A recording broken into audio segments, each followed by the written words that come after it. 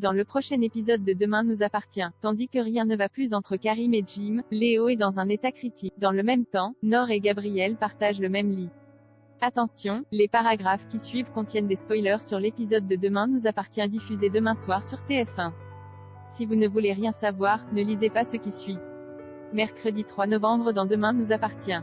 Rien ne va plus entre Karim et Jim à la suite de son altercation avec Karim. Jim se rend au commissariat en compagnie de Maître Corca pour porter plainte contre le policier. Tandis que le commandant Constant refuse de croire ses déclarations, l'avocate indique avoir un témoin qui a assisté à toute la scène.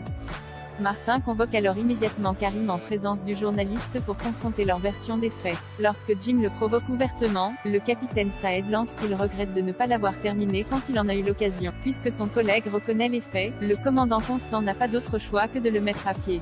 Karim lui reproche alors de ne pas tout mettre en œuvre pour faire avancer l'enquête. Et même si Martin l'informe qu'il a obtenu une équipe de spéléologues qui est en train d'explorer le terrain où la voiture de Marjorie a été retrouvée, Karim craint que Jim ait quitté le pays avant que la police ne découvre le corps de sa femme. Furieux, Karim le prévient ensuite que si Jim parvient à s'échapper et qu'Anna est condamnée, il ne le lui pardonnera jamais. Pendant ce temps, Bar rend visite à sa mère au parloir pour lui apporter son soutien. Particulièrement inquiet de la voir aussi mal, il la somme de ne pas baisser les bras et celle-ci promet d'essayer. Non loin de là, Karim se rend au Spoon et aperçoit Jim en train de boire un verre avec son avocate. Bien que cette dernière lui conseille de ne pas provoquer le policier, Jim se fait un malin plaisir de le pousser à bout.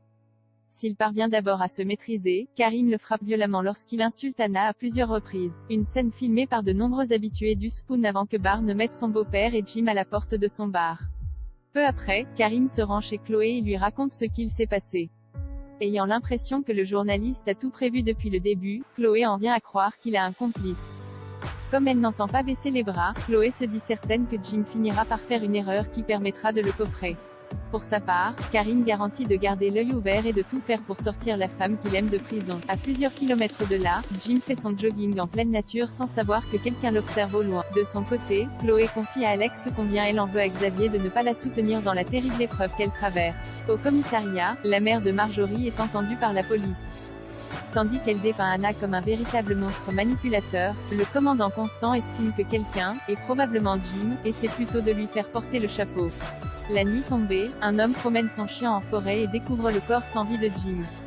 Léo est dans un état critique après son malaise. Léo a été hospitalisé. Bien qu'il suspecte une méningite, Benjamin souhaite toutefois lui faire passer une batterie de tests avant de poser un diagnostic définitif. Au cours de la discussion, Léo appelle Audrey, Matty, un mélange de maman et tati.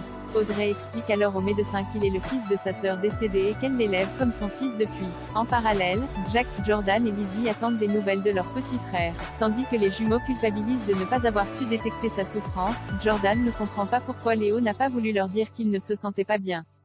Au moment où les deux frères commencent à se disputer, Lizzie leur rappelle que ce n'est pas le moment.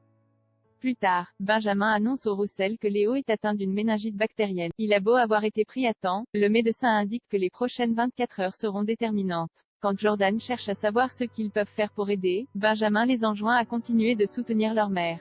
Sans attendre, les adolescents décident d'aller récupérer des affaires de Léo et de passer à la cafétéria pour faire manger leur mère. Très émue, Audrey les remercie chaleureusement avant de les prendre dans ses bras. Cédric informe quant à lui Jaya que le petit frère de Jordan est gravement malade. Celle-ci se rend alors à l'hôpital pour soutenir son camarade mais Jordan pense qu'elle est là uniquement pour l'exposer. En colère, il déclare qu'il n'en a rien à faire de son aide et encore moins de sa pitié. Nor et Gabriel partagent le même lit à la coloc. Nor n'a pas dormi de la nuit à cause d'une fuite dans sa chambre. Lorsque l'agent immobilier se rend sur place pour constater les dégâts, Nor et Gabriel jouent une fois de plus les couples modernes, un rôle que prend particulièrement à cœur Nor qui va jusqu'à caresser la cuisse de son colocataire avant de l'embrasser sur la joue. Si le jeune homme est certain qu'elle cherchait à le chauffer, la fille Bédiard rétorque qu'elle voulait lui donner une leçon sur le consentement. Dans la mesure où elle doit dormir sur le canapé en attendant que les travaux soient terminés, Gabriel lui propose de prendre sa chambre mais la jeune femme estime que ce serait plus simple qu'ils partagent le même lit. Le fils Guéo accepte donc tout en promettant d'être sage. Le soir venu, Nor et Gabriel, qui sont mal à l'aise, passent leur première nuit ensemble.